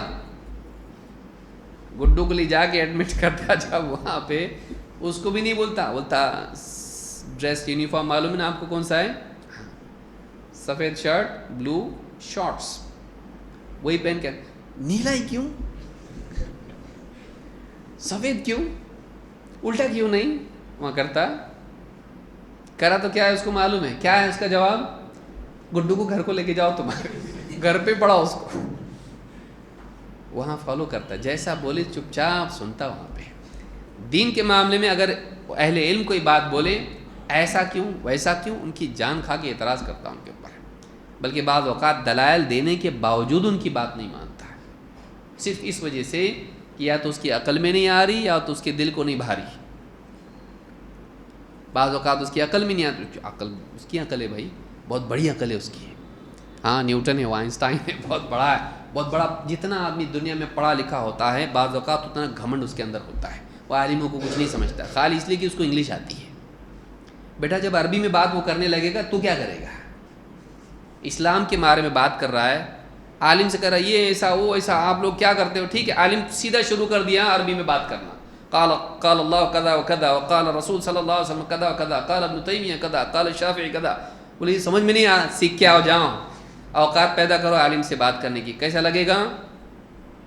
ٹھیک ہے تم انجینئر سے بات کر رہے, ڈاکٹر سے بات کر رہے, نہ کرو انگلش میں. وہ سارا ایجوکیشن اس راستے سے آیا ہے. ادھر آنا ہے عربی سیکھ کے آؤ, ورنہ بات کرو مت. کیسا لگے گا؟ ایسا رہتا کہ عالم رہ کے ایسی بات کر رہے ہیں. تو عالم سے ویسی بات کر, تو بھی عالم سے ویسی بات کر. لیکن علماء کیا کرتے ہیں؟ جانے دو, امت اپنی ایسی ہی ہے, برداشت کرنا پڑتا. کیوں؟ کیونکہ انبیاء بھی برداشت کرتے ہیں. اللہ کے نبی صلی اللہ علیہ وسلم نے کہا اللہ رحم کرے موسیٰ پر, اس سے زیادہ ستایا گیا ان کو, لیکن انہوں نے صبر کیا. تو علماء انبیاء کی وراثت میں جہاں علم کے وارث ہوتے ہیں وہیں حلم کے بھی وارث ہوتے ہیں. حلم کس کو کہتے ہیں؟ جاہل کی جہالت کو برداشت کرنا. تو علماء دیکھتے ہیں یہ جاہل ہے ایک نمبر کا, پھر بھی بولتے جانے دو. اگر ہم اس کے ساتھ سختی سے پیش آئیں گے تو یہ گھمنڈ کی وجہ سے چلا جائے گا، گمراہ ہوگا، جانے تو برداشت کر لو۔ ویسے ہی جیسے پاگل خانے میں جب پاگل لات مارتا تو ڈاکٹر بھی اس کو لات نہیں مارتا، کیا کرتا؟ برداشت کر کے لیتا۔ اس وجہ سے نہیں کہ یہ اس کی لات کھانا زیادہ فضیلت کی چیز ہے، اس وجہ سے کہ اگر اس کو نہیں لوں گا تو پاگل کا پاگل ہی رہے گا، یہ اس کو آپ لے کے اس کو علاج کرنا پڑے گا، اس کے پاگل کو اس کو اچھا بنانا پڑے گا، اس کو برداشت کرنا پڑے گا۔ علماء جو بدتمیزی برداشت کرتے ہیں لوگوں کی، اس وجہ سے نہیں کہ وہ کمزور ہوتے ہیں اور وہ محتاج ہوتے ہیں، اس وجہ سے کہ یہ نبوی وراثت ہے، نبوی طریقہ کار ہے۔ اگر دنیا میں جاہل ہی نہیں ہوتے تو حلم کا استعمال کدھر کرتے بھائی؟ جاہل بھی ہونا ضروری ہے نا، تبھی تو علماء برداشت کریں گے اس کو، تبھی تو علماء برداشت کریں گے۔ تو بعض اوقات جو پڑھا لکھا جاہل ہوتا ہے وہ ان پڑھ جاہل سے زیادہ جاہل ہوتا ہے، کیونکہ ان پڑھ جاہل کو معلوم ہوتا ہے اپنے کو نہیں معلوم، لیکن پڑھے لکھے جاہل کو معلوم نہیں ہوتا ہے۔ تو آپ دیکھیں گے کہ بہت سارے لوگ دنیوی اعتبار سے تعلیم یافتہ ہوتے ہیں، اور پھر جب علماء سے جب وہ بات کرتے ہیں معلومات کچھ بھی نہیں ہوتی ہے، علماء کو مشورے دیتے ہیں کہ علماء نے پوری دنیا کے علماء نے مل کے ایسا کرنا چاہیے، عالم لوگ یہ نہیں کر رہے، عالم لوگ وہ نہیں کر رہے۔ اتنے میں فون آتا گھر سے، ترکاری لائے کہ نہیں لائے، بھول کے آئے دیکھو، جلدی سے لے کے آؤ، اور دودھ کا پیکٹ بھی لے کے آنا۔ ہاں لاتا ہوں، سوری۔ تو گھر میں ترکاری اور دودھ کے پیکٹ میں غلطی کر رہا، اور تو وہاں جا کے حکومتوں کے بارے میں اور علماء کی کانفرنس کرو اور یہ کرو، بڑے بڑے مشورے دے رہا، تو گھر میں بیوی کی حکومت میں تو نہیں جی سکتا صحیح۔ حکومت تو بیوی کی ہے گھر میں، تیری نہیں ہے، اس میں تو صحیح فرما برداری نہیں کر پا رہا ہے، گھر کا نظام تو صحیح سیٹ نہیں کر پا رہا ہے، اور پوری دنیا کو صحیح کرنے کے لیے نکلا، سدھر۔ لیکن علماء کی بے عزتی کرنا، علماء بکے ہوئے ہیں، علماء بزدل ہیں، علماء قوم کے معاملات میں بتاتے نہیں، چھپاتے، اور علماء کو کچھ بھی معلوم نہیں دنیا میں کیا چل رہا، بولنا بہت آسان ہے۔ شیخ ابن عثیمین رحمہ اللہ کے وقت میں ایک نوجوان درس کے درمیان ہی کھڑا ہوا اور بولنے لگا، آپ لوگ علماء ہیں، اللہ سے ڈرو، آپ دیکھو ایسا حاکم یہ کر رہا، یہ غلطی کر رہا، اور آپ بتا رہے نہیں ان کو، آپ کبھی بولتے نہیں، آپ چپ رہتے، ذرا ان کو نصیحت نہیں کرتے، کیا ہو رہا دیکھو، بہت جی بھر کے بولا۔ شیخ ابن عثیمین چوپ سنتے رہے اس کی بات کو، سنے، جب اس کا پورا ابال ختم ہو گیا، انہوں نے کہا اور کچھ نہیں بولتا میں۔ شیخ ابن عثیمین نے کہا اور کچھ نہیں، صرف ایک سوال میرا تجھ سے ہے، صرف ایک سوال، یہ بتا تجھ کو معلوم کیسے پڑا کہ ہم نہیں بولتے؟ تو بولا نا ہم لوگ نہیں بولتے ہیں۔ کیف عرفت، تجھ کو معلوم کیسے پڑا ہم نہیں بولتے؟ یہ کیسے معلوم پڑا تجھ کو؟ کوئی جواب دے سکتا ہے اس کا؟ کوئی ثابت کر سکتا؟ نہیں بولتے۔ جو آدمی ہر وقت ساتھ میں ہو 24 گھنٹہ وہی بول سکتا ہے نا کہ میں دیکھا 2 سال سے بولے ہی نہیں، پر نہیں بولتے تجھ کو کیسے معلوم؟ پھر انہوں نے کہا کہ ہم بولتے ہیں، لیکن ہم یہ نہیں کرتے کہ ان کو وہاں تنہائی میں بولیں، ہم تنہائی میں بولتے، ممبروں پہ نہیں بولتے، اور پھر ان سے بات کرنے کے بعد ہم آ کے ممبر پر کھڑے کے بولے کہ ہم نے حاکم کو نصیحت کی اور ہم نے اس کو ڈانٹا اور ہم نے اس کو نصیحت کی اور ایسا سمجھا، ہم ممبر پہ آ کے نہیں بولتے اس کو، ہم تنہائی میں حکام کو بولتے ہیں، نصیحت کرتے ہیں، یہ نہیں کہ نہیں کرتے، لیکن ہم پوری دنیا میں اس کا چرچا نہیں کرتے۔ تو بہت سے لوگ یہ جو کہتے ہیں کہ علماء چپ ہیں، کچھ بول نہیں رہے ہیں، اور علماء جو چیز جہاں بولنے کی ہوتی ہے وہ وہیں بولی جاتی ہے، لیکن جو تحریکی مزاج کے لوگ ہوتے ہیں وہ اپنی بیوی کو تو اکیلے میں نصیحت کرتے، اپنی ماں اور اپنے باپ کو اکیلے میں نصیحت کرتے، لیکن علماء اور حکام کے بارے میں چوراہوں پر نصیحت کرتے ہیں۔ وہ اپنی ماں اور باپ کے جھگڑے کو کبھی چوراہے پر جا کر اس کا اعلان نہیں کرتے کہ میرا باپ بگڑ گیا، اس کو سدھارنا پڑے گا، میری بیوی آج ایسی غلطی کی، اس نے اس کو سدھارنا ضروری ہے، وہ نہیں کرتے۔ وہ گھر کا مسئلہ گھر میں حل کرنے کی بات کرتے ہیں۔ کیوں؟ اس لیے کہ وہ بولتے ہیں کہ بھائی ایسا کریں گے تو اس میں اور بگاڑ آ جائے گا۔ اپنے بچوں کی غلطیاں وہ مسجد میں لا کے سب کے سامنے اعلان کرتے، یہ دیکھو میرا بیٹا ہے، اس نے یہ غلط کام کیا ہے، ذرا بولو اس کو، بولتے کبھی؟ بلکہ کوئی بول دے تمہارا لڑکا وہاں دکھا تھا، ہاں ذرا سنبھالو اس کو، دھیان دو ذرا، بہت مسجد میں دکھتے تم، اس لیے بول رہا تم کو میں. کیا بولتا؟ بہت بہت شکریہ بھائی، بتایا تم نے، یہ بات کسی اور کو مت بتانا. نہیں میں جا رہا جمعہ کے خطبے میں امام صاحب نام لے کے بولنے والے، چلے گا؟ کیسا ہے؟ دوسرے لوگ کو بھی نصیحت ہوں گی نا، اور اس سے بچیں گے تمہارے بچے سے. دوسرے بچے ہوشیار ہو جائیں گے، ارے بھائی مت بولو پلیز. میں سمجھاتا نا اس کو، میں سمجھاتا اس کو. اس کے بعد نہیں دکھیں گا. اپنی اولاد کے بارے میں، اپنی بیوی کے بارے میں، اپنے ماں باپ کے بارے میں، ان کی عزت ہے. اور مسلمانوں کا حاکم اس کی عزت نہیں ہے کیا؟ اس کی عزت چوراہے پر آپ نیلام کریں گے، چلے گا؟ اور پھر جب وہ آپ کو لے کے جمع کرے گا تو، اور آپ کو پیس دے گا تو، اور اس سے نقصان مسلمانوں کا ہوگا، اس کا کیا؟ ریولوشن، اور اس کے بعد سب بغاوت اور اس طرح کے حالات پیدا ہوں گے، اور جان و مال کا نقصان ہوگا، لوگوں کی معاش خراب ہوگی، دکانیں جلائی جائیں گی، اور یہ سب کچھ ہوگا. اس کا کیا؟ اس کا فائدہ ہے؟ اس کا علاج ہے؟ اس کا روکنے کے لیے کوئی طریقہ کار ہے؟ نہیں ہے. تو یہ بہت اہم چیز ہے جو یاد رکھنا ضروری ہے. اس پر ہم گفتگو مزید کریں گے آنے والے درس میں، کہ واقعی صحیح طریقہ اس میں کیا ہے، اور سلف کا طریقہ کیا تھا. اور یہ جو تحریکی قسم کے لوگ ہوتے ہیں، الاخوان المسلمون یا حزب التحریر یا داعش یا جماعت اسلامی یا سیمی یا اس طرح کی جتنے بھی لوگ ہیں، جو ان کی جو سوچ ہے، ان کا جو مزاج ہے، جو ان کے بڑوں نے ان کو دیا ہے، تو یہ جاننا ضروری ہے. یہ جاننا ضروری ہے کہ صحیح طریقہ اس میں کیا ہے. اور یہ خوارج کا طریقہ ہے، کھلے عام مسلمانوں کے حاکم پر تنقید کر کے لوگوں کو اس کے خلاف ورغلانا، یہ سلف کا طریقہ نہیں ہے.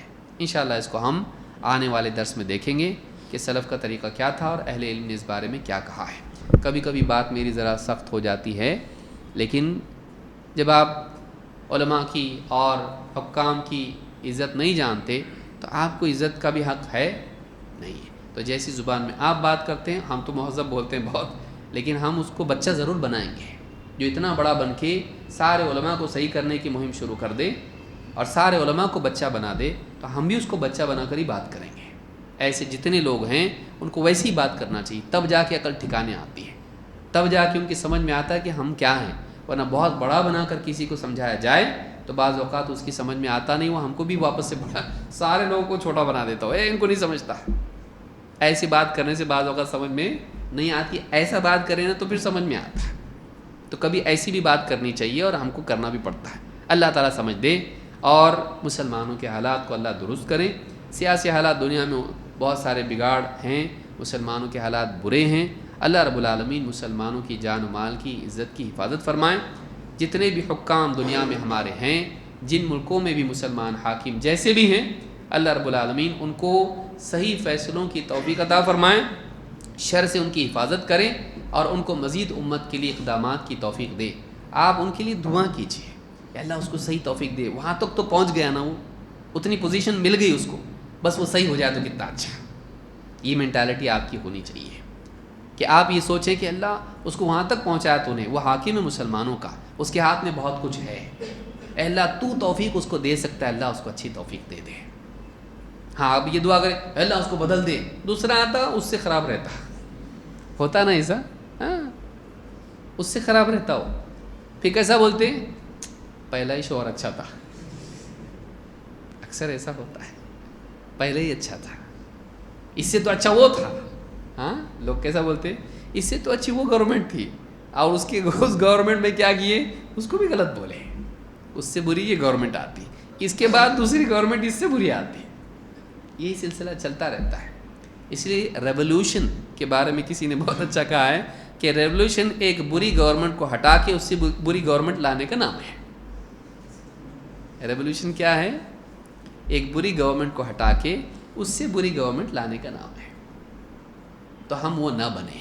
اللہ تعالیٰ ہم کو سمجھ دے، ہم کو اپنے کام پر اپنے دائرے میں صحیح لوگوں کو دین سکھانا، اس کی آخرت صحیح کرنا، اس کو اللہ سے جوڑنا، سنت کے تابع کرنا، اس کے اخلاق درست کرنا، عبادات والا اس کو بنانا، گھر گرہستی ٹھیک ٹھاک سنبھال کے جنت میں لے کے جانا. بس گورنمنٹ کیسی بھی اپنے کو جنت میں جانے کا ہے نا، کہ گورنمنٹ جانے کا ہے، کہاں جانے کا ہے بھائی؟ گورنمنٹ کیسی بھی رہنے دو، آپ نے کدھر جانے کا ہے؟ قبر میں. قبر سے کدھر جانا ہے؟ جنت میں جانا ہے نا. تو اپنا صحیح کر لو. گورنمنٹ بری بول کے کھانا چھوڑ رہا، اچھے کپڑے کنگھی کرنا چھوڑ. کنگھی نہیں کر رہا میں 5 سال سے، گورنمنٹ اچھی نہیں بول کے. کوئی ملا آپ کو ایسا؟ کھا رہا پی رہا سب کچھ کر رہا. تو اپنی سوچ، اپنے گھر والوں کی سوچ، جو تیرا دائرہ ہے، جو تیری حکومت ہے، اس کو تو اچھا بنا. اس کی حکومت ہے وہ نہیں کر رہا صحیح، تیری حکومت تو کر رہا صحیح. تو فرق کیا ہوا؟ تیری حکومت میں تو نہ بیوی پہ دھیان دے رہا، نہ بچوں پہ دھیان دے رہا، نہ بھائی بہن پہ دھیان دے رہا، نہ ماں باپ پہ دھیان دے رہا. اور کیا بول رہا ہوں؟ وہ دھیان نہیں دے رہا، تو دے رہا. پوچھ بہت سارے لوگوں کو تو پوچھ بچہ کون سی کلاس میں، تم سوچتا ہو تھوڑی دیر کون سی کلاس میں، ہاں تیسری میں کہ چوتھی میں، اس کو نہیں یاد رہتا. تو بیوی بچے ان پہ دھیان دیجیے، اپنی حکومت کو بہتر بنائیے، یہ ہمارے بس میں ہے. اور جو ہمارے بس کے باہر ہے اس سے کیا کیجیے؟ اس کے بارے میں اللہ سے دعا کیجیے. اور جو ہمارا دائرہ ہے اس دائرے میں ہم خیر کا کام کریں، ریولوشن کے چکر میں نہ پڑیں. کیونکہ جتنے ریولوشن کی باتیں کرنے والے وہ یا تو بھاگ گئے یا تو اندر گئے. یہی معاملہ ہوتا ہے، یا تو بھاگ جاتا آدمی. اب آدمی کیا ہوتا ہے، بات وقت لمبی ہو جاتی ہے، ہونے دو، بیٹھو. اگر بولا جائے، دیکھو علماء بھائی، علماء درس دے رہے، تدریس دے رہے، لوگوں کی عقائد ضروری ہے صحیح کرنا، لوگوں کو سنت اور بدعت کی معرفت کرانا ضروری ہے. پر یہ کوئی کام ہے؟ درس درس درس، صبح شام درس. کیا بولے درس میں آؤ، درس میں آؤ. کائے کا درس؟ کام کرو، کچھ بڑا کام کرو. پہلی جماعت میں کب تک رہیں گے؟ ذرا آگے کی کلاس میں بھی جاؤ. پھر کرتے کچھ بھی، وہ بھی صحیح آتا نہیں کرنے. پولیس پکڑ کے لے جا کے جیل میں ڈال دیتی ہے. ملنے جاتے، کیسا ہے یہاں پہ سب؟ ارے الحمدللہ میں یہاں پہ دعوت کا کام کر رہا ہوں. 3 لوگ مسلمان ہوئے. کئی لوگ جو ہے یہاں روز میں درس دیتے. ارے درس دیتا؟ ہاں بولے یہاں صبح میں شام میں درس دیتا، میں ریاض الصالحین کا اور تفسیر کا درس دیتا. اور لوگ آتے، کئی بدعتی لوگوں نے توبہ کی، اور کئی لوگ سنت پہ عامل ہو گئے، کئی لوگ الحمدللہ صحیح ہو گئے، کئی لوگوں کو توحید معلوم پڑی. اللہ کے بندے، اندر آ کے کرنے کی کیا ضرورت تھی؟ باہر کر سکتا تھا نا. گھوم پھر کے تو کیا کر رہا؟ اب جس کو تو غلط بولتا تھا، علماء کو تو غلط بولتا تھا، اینڈ میں تو بھی کیا کر رہا؟ اب بولے یہاں ریولوشن کر. اور بہت مارتے بہت مارتے بھائی، بہت مارتے، ایسا مارتے کہ بس. اب کرتا تو گھوم کے کدھر آیا؟ درس پہ آیا. درس نہیں تو پھر برس، برسوں برستے ڈنڈے اس کے اوپر. تو علماء آزادانہ کر رہے، تو اپنے سیل میں ہی کر رہا نا، اتنے جیل میں ہی تو کر رہا. علماء آج ادھر جا رہے، ادھر جا رہے، ادھر کر رہے، ادھر کر رہے. لائیو ہوتا وہاں سے تیرا؟ نہیں ہوتا وہاں پہ. کسی اور علاقے میں جا سکتا، کسی اور مسجد میں کر سکتا؟ نہیں. اتنے ہی لوگوں میں کر سکتا تو، وہ بھی لمیٹڈ، بکس بھی لمیٹڈ. وہ پہلے چیک کریں کون سی کتاب پیٹے گی دے سکتا تھا. ساری کتابیں بھی نہیں پڑھ سکتا تو، ریکارڈ بھی نہیں کر سکتا تو، کچھ بھی نہیں کر سکتا تو. یعنی اتنا لمیٹڈ درس، اس کے لیے تو اتنا محنت کر کے اندر گیا. اس سے زیادہ آزادی باہر تھی، اتنا بڑا کام باہر کر سکتا تھا. اس کو تو غلط بولتا تھا، اس کو چھوٹا بتاتا تھا، لیکن گھوم پھر کے کیا ہوا؟ تو اینڈ میں وہی کر رہا. تو بہت سمجھدار آدمی نکلا. تو بہت سمجھدار آدمی نکلا. بتائیے کیا ہے یہ؟ تو ایسے نادانی کرنا اس سے اچھا ہے کہ آدمی کم سے کم امت کو گمراہی سے بچانے کے لیے کچھ کرے. بعض اوقات بات کڑوی ہوتی ہے، لیکن وَقُلِ الْحَقَّ وَلَوْ كَانَ مُرًّا. ابو ذر رضی اللہ تعالیٰ کو جو نصیحتیں کی تھی اللہ کے نبی صلی اللہ علیہ وسلم نے، آپ نے کہا تھا حق بات بول چاہے کڑوی کیوں نہ ہو. وَقُلِ الْحَقَّ وَلَوْ كَانَ مُرًّا. حق بات بول چاہے کڑوی کیوں نہ ہو، اس سے تکلیف کیوں نہ ہو. اور اللہ نے اپنے بندوں کے بارے میں کہا وَلَا يَخَافُونَ لَوْمَةَ لَائِمٍ. وہ کسی ملامت کرنے والے کی ملامت کی پرواہ نہیں کرتے. لائک، سبسکرائب، بیل آئیکن دبائیے. جن لوگوں کو یہ چاہیے وہ ہر پکش کو لے کے چلتے ہیں. ارے بھائی ایسی کوئی بات بولو مت، کچھ لوگ اس کے بھی چاہنے والے ہوں گے، کچھ لوگ اس کے بھی چاہنے والے ہوں گے، کچھ لوگ یہ بھی چاہتے ہیں، کچھ لوگوں کے دل میں یہ بھی پک رہا ہے، تو ایسا کچھ بولو مت جس سے کوئی ایک طبقہ بھی ناراض ہو. تو کیسا کرو، ایک دم مڈل پاتھ، گولڈن مین، ایسا راستہ چلو جس سے یہ بھی خوش، وہ بھی خوش، وہ بھی خوش، وہ بھی خوش. یہ کرنے والا آدمی کبھی قوم کا رہنما نہیں ہو سکتا ہے. قوم کی رہنمائی کرنے کے لیے قوم کو صحیح بات بتانی پڑتی ہے. کوئی آدمی بیمار ہو اور ڈاکٹر بولے بہت زبردست دکھ رہے ہیں آپ، پہلے دبلے پتلے تھے، ارے ڈاکٹر صاحب سوچ رہا سب اس کے لیے تو آیا تمہارے پاس، موٹا نہیں ہوا میں، یہ دیکھو پاؤں میرے سوج رہے، ارے نہیں بہت اچھا دکھ رہا ماشاء اللہ. فیس بک پہ فوٹو ڈالیں گے نا، اپن انسٹاگرام پہ خوش کرنے کے لیے. آپ ڈاکٹر نہیں ہیں، وہ غلط آدمی ہو، وہ غلط آدمی، دھوکے باز ہے وہ، جو قوم کو خوش رکھے، اس کی چاہت کے مطابق اس کو لوری سنا کے سلا دے اس کو. نہیں، صحیح بات بولے، یہ تمہارے لیے اچھا نہیں ہے. انبیاء ایسا کرتے تھے. وَأَنَا لَكُمْ نَاصِحٌ أَمِينٌ، میں تمہارا بھلا چاہنے والا امانت دار ہوں، میرے پاس ایک امانت پہنچانی پڑے گی، چاہے تم کو پسند آئے یا نہیں آئے، whether you like it or not. Singer میں اور ڈاکٹر میں کیا فرق رہتا؟ سنگر پبلک کی چاہت کے حساب سے گاتا، ونس مور بولے تو پھر وہی گانا گاتا ہو، ہاں پسند آیا تو وہی گانا گاتا ہو، جو گانا لوگوں کو اچھا لگتا ہے، جس پہ وہ جھومتے ہیں، ہاں وہی قوالی سناتا ان کو. ڈاکٹر کیا کرتا؟ آؤندہ لیٹو، ڈاکٹر صاحب میرے کو بہت دکھتا ہے، انجیکشن ہے، چپ چاپ پڑے رہو، ہاں انجیکشن دیتا. اگر نہیں دینے دیا تو کیا کرتا؟ دو آدمی کو بلاتا، پکڑو اس کو، پکڑ کے اس کو انجیکشن دیتا. کیوں؟ اس کو اچھا نہیں لگ رہا ہے، لیکن کیا ہے، یہ کرنا پڑے گا، کرنا پڑے گا. دانت کے ڈاکٹر سے پوچھو آپ، کرنا پڑے گا چاہے اس کو پسند آئے یا نہیں آئے. یہ ڈاکٹر ہوتا ہے. سنگر کیا ہے؟ آپ کی پسند کیا ہے بتائیے، ہم وہ گائیں گے. لیکن مبلغ، حق کا داعی ایسا نہیں ہوتا. آپ کی پسند بتائیے. وہ سب کی پسند نہیں دیکھتا، وہ رب کی پسند دیکھتا. سب کی پسند دیکھتا نہیں، وہ رب کی پسند. یہ موٹی باتیں ہیں، علمی باتیں جلدی لوگوں کی سمجھ میں نہیں آتی. آپ جو آپ کے ساتھ اٹھنے بیٹھنے والے ہیں نا، ان کو یہ بتائیے تو جلدی ان کی موٹی عقل میں یہ موٹی باتیں چلی جائیں گی، ان کو سمجھیں گا کیوں علماء ایسا نہیں کرتے، کیوں ایسا نہیں ہو رہا. بہت زیادہ علمی باتیں بعض اوقات عوام، ارے وہ حدیث وہ تو بہت بھاری، ہم کو نہیں سمجھ میں آتا. موٹا دیکھ، سیدھی سیدھی بات ہے، ایسا ہونا چاہیے نا، ایسا بولتے لوگ. تو آپ ان کو ویسے ہی سمجھاؤ، ان کی زبان میں آپ ان کو سمجھاؤ. نہیں تو مسلمان اسی طرح سے نوجوان جیلوں کے اندر جا کے بیٹھتے رہیں گے. ان کی بہنیں، ان کی مائیں، ان کے بوڑھے باپ، ان کے بچے ایسے ہی جیتے جی ان کے لیے مرنے جیسا ہو جاتا وہ آدمی ہے. اس کے لیے نوجوانوں کو بچائیے، نوجوانوں کو بچانا. ہم لوگ کو برا نہیں لگتا مسلمانوں کے بارے میں جو دنیا میں ہو رہا. علماء کو برا نہیں، آپ کو کیا لگتا ہے؟ علماء پتھر کے دل ہیں ان کے، ہیں، خراب نہیں لگتا ان کو. اتنے گر گئے علماء، ہاں اتنے بدترین ہو گئے علماء کہ ان کو کچھ بھی فکر نہیں، اور آپ کو فکر ہے، ایسا لگتا؟ آپ اٹھ کے دعا مانگتے تہجد میں اللہ سے، آپ تنہائیوں میں بیٹھ کے سوچتے. کتنے لوگ ہیں علماء کے ایسے ہی پڑے ہوئے ہیں، مطلب کھا رہے پی رہے، ہاں بریانی اور یہ سب مزے کر رہے ایک دم سارے علماء. ایسا لگتا ہے آپ کو؟ ایسا نہیں رہتا ہے. آپ کو اگر دل اللہ نے دیا ہے تو ان کو بھی تو دیا ہے نا. لیکن وہ آپ کے سامنے بھڑکاؤ بات کر کے آپ کو ایک دم تیار کر دیں اگر، تو اس کا حاصل کیا ہے؟ آپ جا کے چوراہے پر کرو گے، آپ وہاں تھوڑی جاؤ گے جہاں ہو رہا ہے. آپ راستے میں کسی کو پکڑ کے مارو گے. غصہ کہیں نہ کہیں نوجوانوں کے دماغ میں گرم ہو کے دماغ پھر کیا کرتا ہو، وہ جہاں یعنی غصہ ادھر کا ہے تو ادھر نکالتا ہو.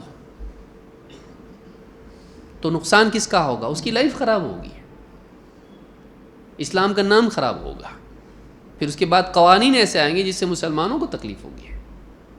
اس لیے علماء بولتے نہیں، علماء بزدل نہیں ہیں، لیکن علماء امت کے لیے خیر خواہ ہیں، ان کو تکلیف میں نہیں ڈالنا چاہتے، اس لیے روکتے ہیں.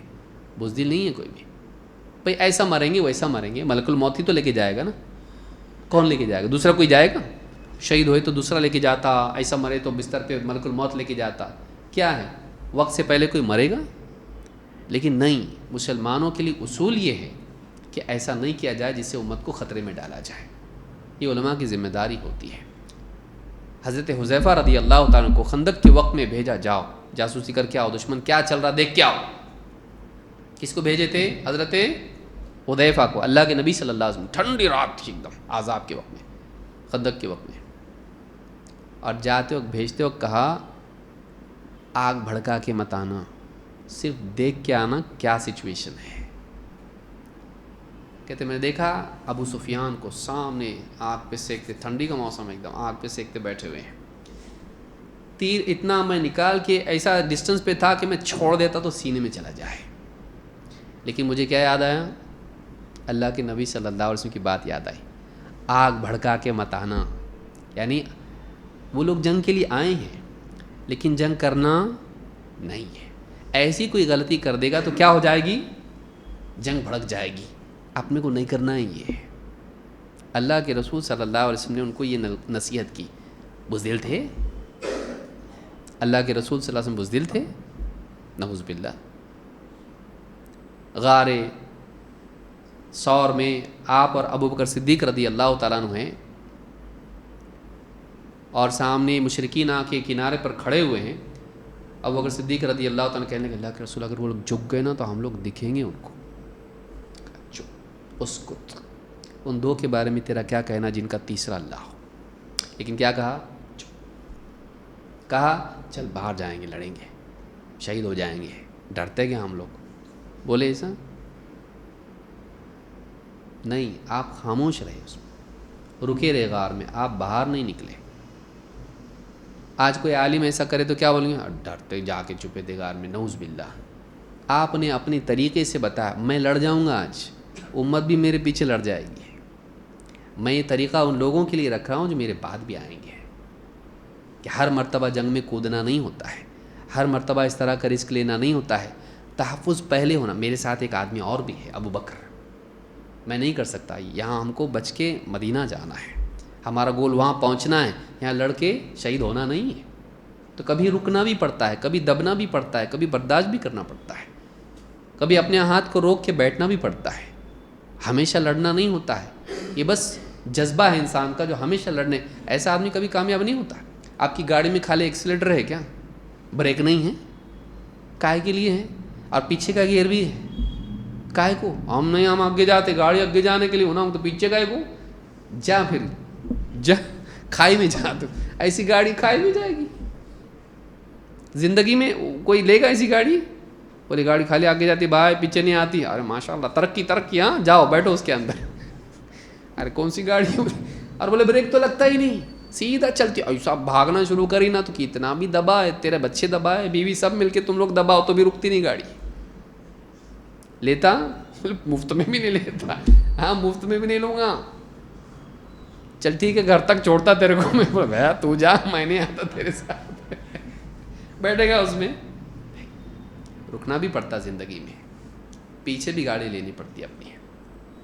یہ اصول اگر ہم نہ جانیں تو کاہے کی عقل ہمارے پاس. لیکن اکثر جو انٹرنیٹ کے مجاہد ہوتے ہیں وہ حقیقت میں مجاہد ثابت نہیں ہوتے. اکثروں کو ہم نے دیکھا ہے. جب گھر پہ آ جاتی ہے پولیس، ہاں صاحب وہاں ایک دم اس کا، اور دیکھنے والے بولتے ہیں ارے کتنے بڑے بڑے باتیں کرتا تھا لیکن کیسا ہے دیکھو، ڈر رہا کتنا ہی، ٹینشن کتنا آ رہا ہے اس کو. اور کچھ تو بھاگ جاتے ہیں. ان لوگوں کو پھنسا کے جاتے ہیں جن کے موبائل میں اس کا نمبر تھا اور جس کے کال بہت جا رہے تھے اس کو. وہ لوگ بولتے ہیں بتایا بھی نہیں ہم کو، بھاگ رہا ہے. ہم کو بھی تو بتاتا، ہم کو بھی لے کے جائیو. غائب ہو گیا اور ہم کو پھنسا کے گیا.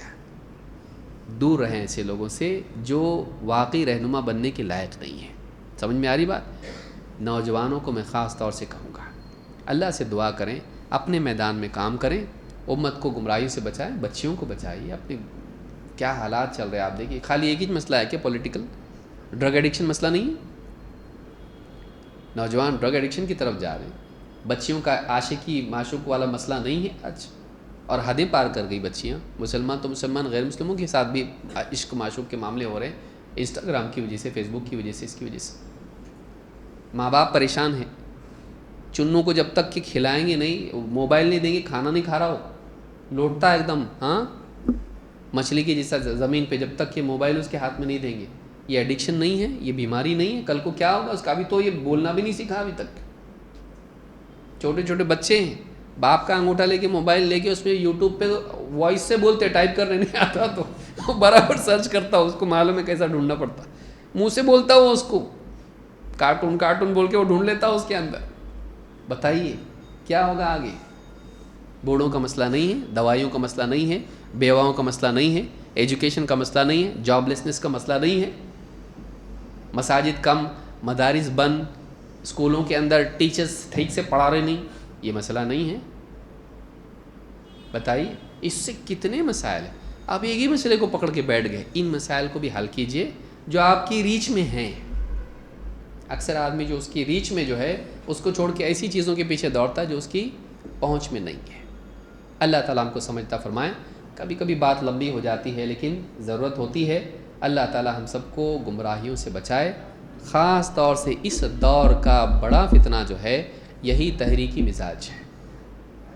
اخوانیت اور اس طرح کی جتنی بھی تحریکیں ہیں جس میں داعش وغیرہ سب آ جاتی، جو اس کی اور بہت ایکسٹریمسٹ جو ہے اس کی ورژنس ہیں، ان سے اپنے آپ کو بچائیے۔ القاعدہ، داعش اور یہ جتنے بھی ہیں، IS جو بھی ہیں، اس سب ان سے اپنے آپ کو بچائیے۔ اللہ تعالیٰ ہم سب کو سمجھ دے اور علماء کی قدر کرنے کی توفیق دے، دین کو صحیح طور پر سمجھنے کی توفیق دے، اپنی عقل کی بنیاد پر کچھ بھی فیصلے کرنے سے ہم کو بچائے رکھے، جذباتی بننے کی بجائے سمجھدار بننے کی توفیق دے، اور ہمارے گھر والوں کی، ماں و بہنوں کی عزت آبرو اور ہماری جان و مال سب کی حفاظت فرمائے۔ پوری امت کو اللہ تعالیٰ محفوظ رکھے، اور اللہ تعالیٰ ظالم کو ہدایت دے۔ اگر ہدایت کے لائق نہیں ہو تو اللہ اس کی ایسی پکڑ کرے کہ لوگوں کے لیے، آنے والی نسلوں کے لیے وہ نمونہ اور عبرت بن جائے۔ اللہ تعالیٰ سمجھتا فرمائے۔ اقول ھذا واستغفر اللہ لی ولکم۔